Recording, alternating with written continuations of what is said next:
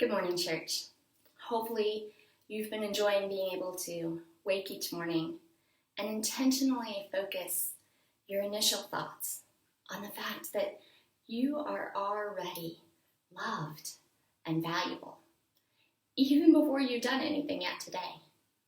And remembering that our baptism wasn't a sign of what we've done, but a sign of what God has done for us, to show us how much we are loved, and to show us the possibility that we have when we are with God, with Christ, in being able to be made new and fresh, to be reborn.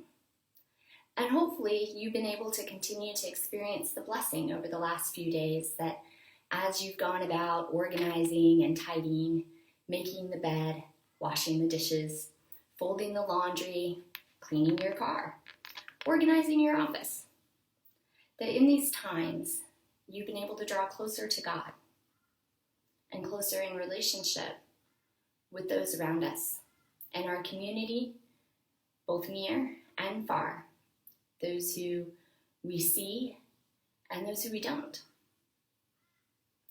But much like laundry and dishes, a lot of life is about maintenance.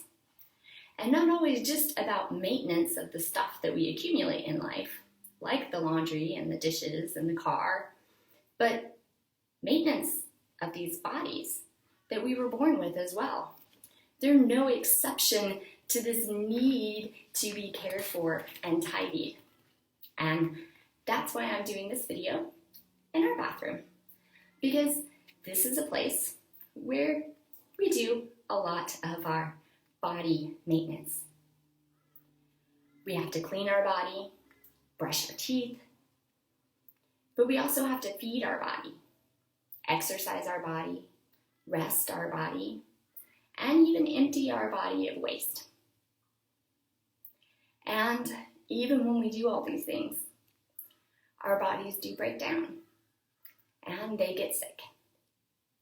And when they do, they need extra care. But our bodies aren't just a lot of work and drama, a lot of hassle. Our bodies also bring us a lot of pleasure. We see things. We see beauty. We smell flowers. We feel the soft fabric, the rough leaves. We hear the birds, the laughter. We get to taste fruit and sweet, savory. And yes, there's bad that comes with these senses as well. But there's also a lot of good. But sometimes we can fall into a couple different pitfalls concerning our bodies. Sometimes we might fall into the pitfall of worshiping our body. We get so into making sure that our body becomes this epitome of all that is wonderful, and being so concerned that everyone else feels that way about our particular body too. And we can be so worried about caring for our body and having our body so healthy so that our body can live as long as possible, that we forget that life has a purpose beyond just being life. And we can sometimes get so caught up in the temporary pleasures that our bodies and these senses we've been given can bring us, that we forget that those actions leave lasting imprints, some of which we might rather not have later on. And if we're honest, especially within the church, we can sometimes be guilty of ignoring our bodies or obsessing over them in order to keep them separate from our spirit or our soul. We police our body's immorality. We consider our body dirty and evil. We might even choose to punish our body as a way of reminding ourselves what's most important. But the reality is that Christianity is an embodied faith. Christ came to us in a body in the incarnation. When we're redeemed, we are redeemed in our bodies. Christ was resurrected in a body. We are told that we will be resurrected in body. And Christ even offered his body to our bodies. The Bible does call us to a embodied morality, but it's also a embodied mortality.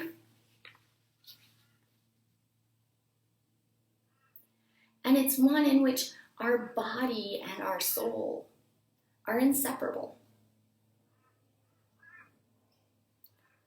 The moral practices that are mentioned are in order to avoid the imprints that get left on our soul. And the reality that our bodies are mortal is not to say that they can be tossed aside or that they're worthless.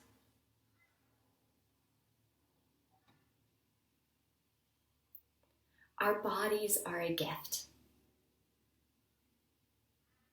And after the fall, our bodies became a source of shame.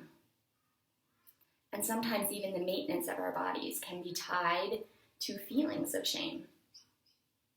We brush our teeth so that we won't have bad breath. We put clothes on to hide the parts of our bodies that maybe we'd rather people not see. We spend time exercising, not always because it's good for our bodies, but because we want to make sure that we have the right weight and body image and size. We spend time on hair, accessories, makeup, jewelry, in order to accentuate, draw attention to areas that we like and cover up areas that we don't. But Christ too entered a body. Christ too would have had to deal with bad breath, with bad hair days, with the reality of weight gain, and even with the need to eliminate waste from his body. And when Adam and Eve experienced shame over their bodies after the fall, God didn't act appalled or recoil from the sight of them. You see, we have a choice about how we view the maintenance of our body. And during Lent, I'm inviting you now to consider during these times of bodily maintenance, including the times of bodily elimination, how these moments cannot be about trying to hide or cover up things that we feel ashamed of, but rather can be seen as ways of worshiping and acknowledging the wonderful gift of creation, even the creation of our own bodies that we've been given. We can brush our teeth because God created them. And God created them so that we could enjoy the pleasures of food and crunching. And those pleasures of eating aren't bad things, but they also serve a purpose beyond even just the nourishment of our body, a purpose that calls us in our bodies as well as our souls to worship God,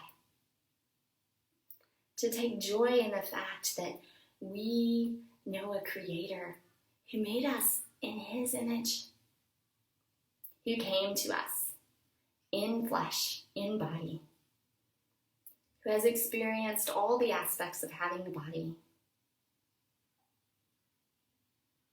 and who said that our bodies were good, were very good. This Creator made every cell of our body. Tissue, muscle, bone. And instead of seeing what's wrong with our bodies, and even the bodies of others, we're invited to see these bodies and to see other people's bodies as gifts. Not what's wrong, but what's right. What's unique, what's special, what's beautiful. To recognize that God has redeemed these bodies. And that in Christ, we are invited to be a part of making these bodies new. Not just our spirit, our bodies. They have a purpose. Body and soul. And both of them deserve our care. Because both are used in unison to worship God. And both are loved by God who created them. God bless.